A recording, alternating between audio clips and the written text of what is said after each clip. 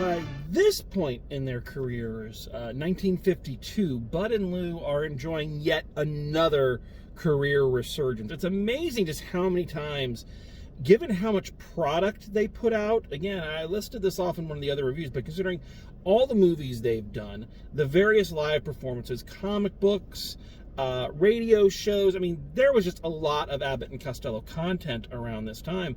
And given how long they'd been around, the fact that their popularity would, obviously it would dip off at times, but then it would just kind of resurge. I mean, it's pretty impressive.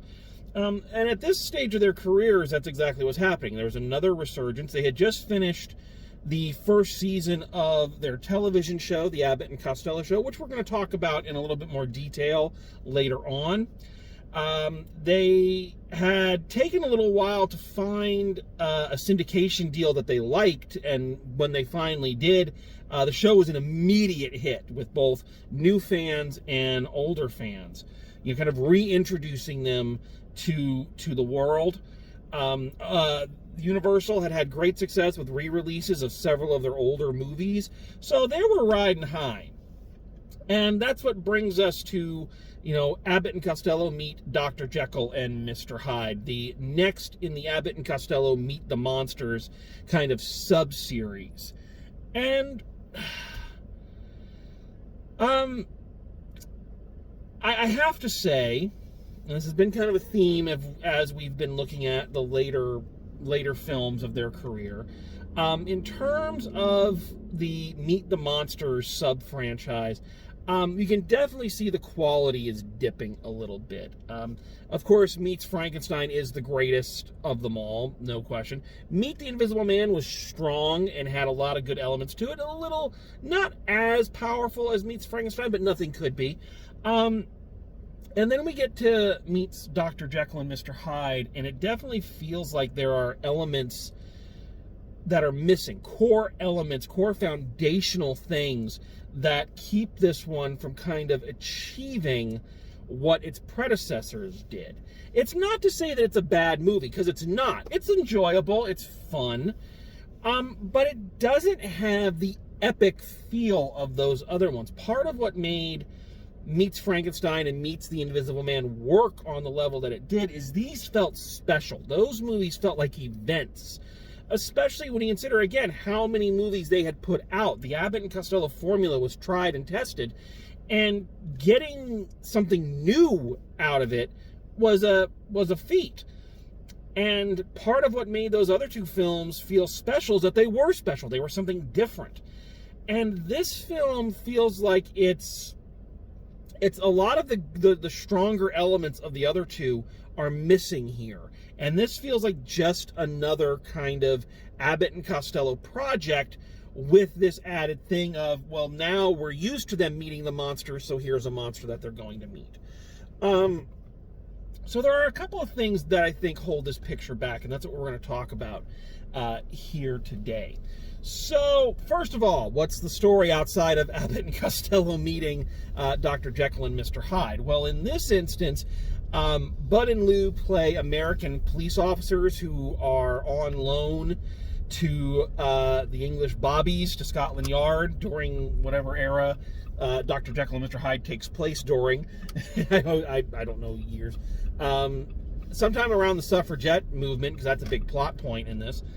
And London is being terrorized by a mysterious monster who's going around and killing people. Obviously, it is Dr. Jekyll. We meet Dr. Jekyll, played once again by the phenomenal Boris Karloff, so marking his second film with the boys. The connecting tissue of this is that we're back to the boy-girl love stories that Bud and Lou so hated in their early films. So we have our boy-girl this time is a reporter played by Craig Stevens, who falls in love with a beautiful suffragette leader played by Helen Westcott.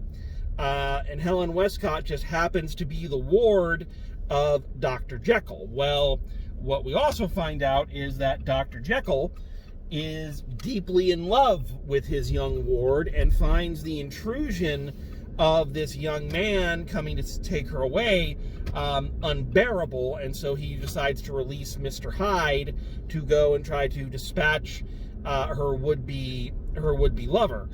And of course, in doing that, Bud and Lou get mixed up in it. Lou is convinced that Dr. Jekyll and Mr. Hyde are the same person. Bud doesn't believe it. No one else does. And shenanigans and whatnot and what have you ensue. So, that's the general plot. So, why doesn't this one work as well? Well, I think there are a number of reasons. First off, the choice to go with Dr. Jekyll and Mr. Hyde is a bizarre one, because unlike the other Universal monsters, I don't believe there really was an extended Dr. Jekyll and Mr. Hyde film series to pull from. As I mentioned in both the other reviews, one of the things that kind of makes Meets Frankenstein and Meets the Invisible Man so unique is that they really are continuations of those other film franchises. They fit into the very, very loose timeline. Again, these were not the Marvel movies. Continuity and interconnecting storylines were not the primary focus. It was just get the monsters together and go from there. But they still fit. There was still a history with those characters and those situations. People were familiar with Invisible Man movies and Frankenstein and Dracula. Dr. Jekyll and Mr. Hyde, of course, had film adaptations before, but not a prolonged series of films that this feels like the natural continuation of. There's nothing that they are parodying or any situation that they are taking seriously. And again, that's one of the things that made both of those other films so successful, is they weren't necessarily parodies. They were monster movies with Abbott and Costello in them, and the funny thing was watching them react. Since there's no established history here in terms of other movies, this just feels like a basic Abbott and Costello film. You know, there's nothing really special about it. I think one of the other things I noticed upon the rewatch of this is that unlike those other two films, this one does not have any real ambiance. It doesn't have an atmosphere. Meets Frankenstein was marinating in classic Gothic atmosphere. The heavy shadows, the difference in the lights, the larger sets. You know, it was something that looked different from the regular Abbott and Costello filmography, but also it looked creepy and scary. And while Invisible Man is not at that level, it too has a lot of shadows. It's a darker movie. You know, the subject matter is a lot darker. This one, there's not really an attempt at that ambiance and that atmosphere, which gave those movies such a unique look and feel. I mean, the final chase scene where, you know, they're chasing Dr. Jekyll and Lou gets injected with the Dr. Jekyll formula or the Mr. Hyde formula, and he's running around as Mr. Hyde. There's two Mr. Hydes and all that. All that happens in broad daylight. You know, that's not scary. The places where the monster attacks are not really scary. He attacks backstage at a music hall, and the only place that you could say there really is some atmosphere is when they this wonderful bit, which must have been a conscious tribute to Meets Frankenstein, where the monster hides in a wax museum, because much like McDougal's House of Horrors, and in it Lou finds a wax statues of Dracula and Frankenstein, which, you know, clearly a reference to the godfather of these monster films. So that's the only scene that really feels like it's got some ambiance. They try to do it a bit when Bud and Lou are staying at Dr. Jekyll's house, and Lou's being chased around by his big freakish assistant, but it doesn't really match it. So the film doesn't feel as special or look different enough to kind of elevate it up. So I think that's another issue. One of the other ones is that I don't think this is necessarily where this is coming from is not a bad place. It's just the execution doesn't work as well. So there's very little in the way of classic Abbott and Costello interaction here. It's not so much to say that they're not doing any of their routines. That's not a problem. A lot of their movies have not had the classic routines in them, and that's actually worked out better. It's that there's not a lot of the fun interplay between Bud and Lou. There's not a lot of the fun wordplay, not even anything really original. This film leans very heavy on the slapstick aspect, which is not a bad thing. Abbott and Costello have always been synonymous with slapstick. But the problem is that the more you have to rely on slapstick, especially at a movie level, the more you have to rely on the stunt doubles. And if there's one thing you can say about classic Hollywood, in the 30s, 40s, and 50s, is that they did not do a great job of hiding stunt doubles. It was something they just could not do that well for various reasons. And that especially comes into play when you have an actor with the unique body type of Lou Costello. They always describe Lou Costello in these movies as being fat, but he's wide, but he's not really what you call flabby or tubby. He's still fairly compact and he's like a fire plug, so he's not fat and he's not really skinny. He has a very unique look. And I think they were able to hide that a little bit better back when his brother Pat was doubling for him. And even when he could do a lot of the pratfalls and things himself. But, at this stage, I forget how old he is right now, but he's in his 50s, I believe, when they made this movie, I think. That's a lot for a gentleman that age to be doing, especially if he's been doing it as long as Lou had been doing it by this point. Physical comedy takes its toll on you. It really does, on your knees, on your back. And, you probably need to lean on that stunt double a lot more. And he had a great stunt double, a gentleman by the name of Vic Parks, who did a lot of the running around, and he's actually the one in the makeup when Lou becomes Mr. Hyde, or there's a bit where he turns into a mouse, and that's definitely Vic Parks. The problem is that you can tell it's not Lou Costello. The body types are not the same, and it's a drastic change. And, willing suspension of disbelief, of course, is a thing, and it's something you have to do, but it's much harder when you're presented with it as often as you are in this movie. I think because it leans so hard on the slapstick, and they got to use the stunt double more, it becomes more obvious that that's not Lou Costello in there. And I think that hurts the film as well. And I can understand that they wanted to do something different, but I just don't feel like it ever really clicked.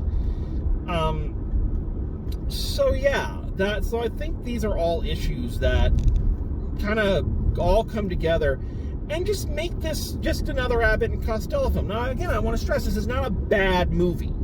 I feel like I'm coming down really hard on it, and I'm not trying to. It's still a fun watch. It's still Bud and Lou having a good time, and, Boris Karloff always brings it. So I don't want to make this sound like I'm poo-pooing this movie. I'm just saying that it's not at the level that the other Meet the Monsters movies previous to it had been. It's head and shoulders above where it's going to end up. We'll talk about that later, unfortunately, but it's not at the height.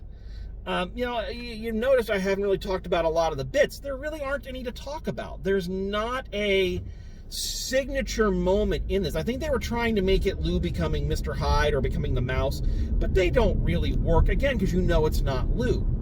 So there's not really a standout signature piece in this. Helen Westcott and Craig Stevens are nice kids, and they do a good job, but they're they're the Blandy McBlandersons. You know, that's what they are. That's what they do, and they're fairly bland.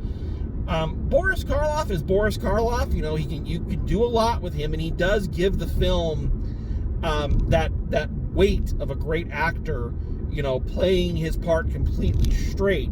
So he does do his bit to make it work. It just, there's the gel that kind of worked for Invisible Man and Frankenstein doesn't really work here for one reason or another. I also got to point this out. Again, talking about kind of the modern mores. One of those things that I'd always known it, but it didn't really hit me until I was watching it this time, is the whole plot point, you know, the entire, you know, inciting incident of the movie being that Dr. Jekyll is in love with his ward and wants her to run away with him. That's a bit problematic. That's a little problematic. Especially consider she's not that old. Let's be charitable and say she's 25. Let's be charitable. They don't say how old she was when she came to live with him, but the fact that she had to have a ward would mean she would have to be underage regardless. Now, I'm not sure what that would be considered back then. Let's just assume 18. So she would have had to have been at least 18 years old by the time she came to live with him. That's not as terrible, but it's still kind of cringeworthy. If it was younger, then that's even worse. So that's the thing. I don't know why they didn't make it like she was his lab assistant or something that he had fallen in love with. Like, that might have been a little less creepy. But here's the thing, and this is not in defense of this choice, but just as I was thinking about it, I was thinking, you know, that actually, this concept of him being in love with his ward, while creepy, it does kind of fit with the concept of the Jekyll and Hyde character. That the whole point of Jekyll and Hyde is it's the primitive versus the civilized part of the human psyche. And having Dr. Jekyll recognize that this is wrong and that, you know, him lusting after this much younger woman is wrong and therefore not being able to do it, but the primitive part of his brain that, you know, just wants what it wants takes over so that he can try to get it. That actually would make sense and would fit in with the duality of the character. The problem is that for that to work, then what they would have had to have done is, instead of having Dr. Jekyll inject himself with the serum to turn into Mr. Hyde, they needed to go with more of a Hulk thing, where when he becomes angry or when he is overwhelmed with emotion or whenever anything overtakes the civilized side of his brain, then he would become Mr. Hyde. And that would then give you a much more fascinating character to look at. Someone who knows it's wrong and is fighting it, but, you know, everybody has a bad thought. And the minute that bad thought comes in, then he becomes the monster.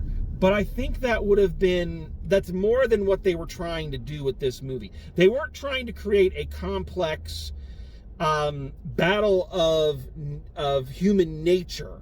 They just needed a villain to chase Lou Costello around. And, you know, fair enough. You know, that's okay.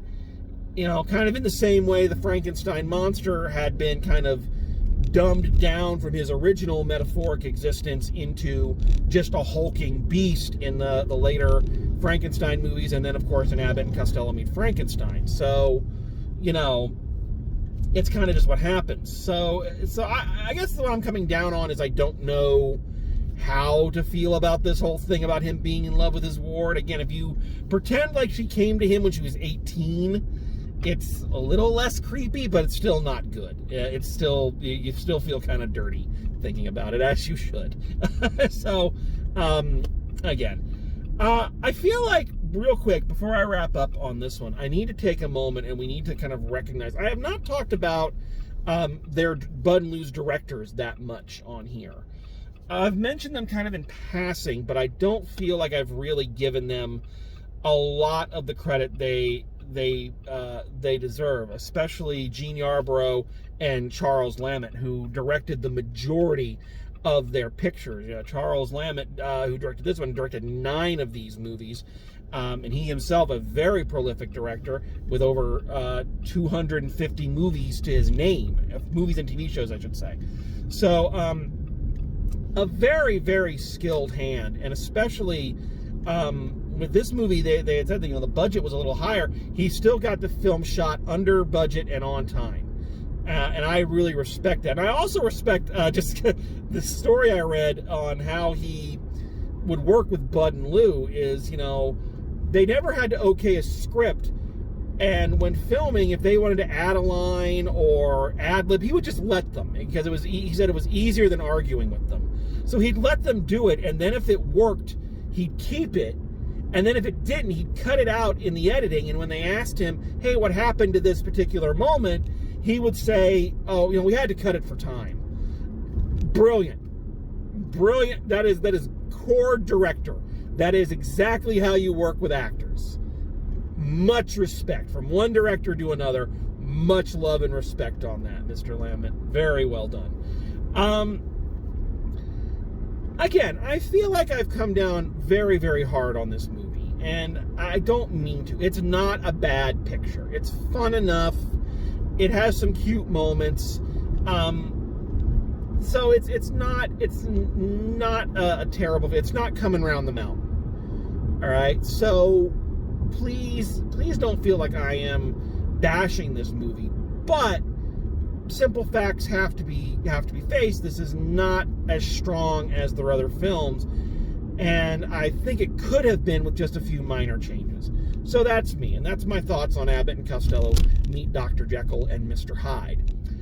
Well, when we return, I think it's safe to say that through the 40s and 50s, Abbott and Costello have been one of the premier comedy teams of their generation. I don't think you can argue that.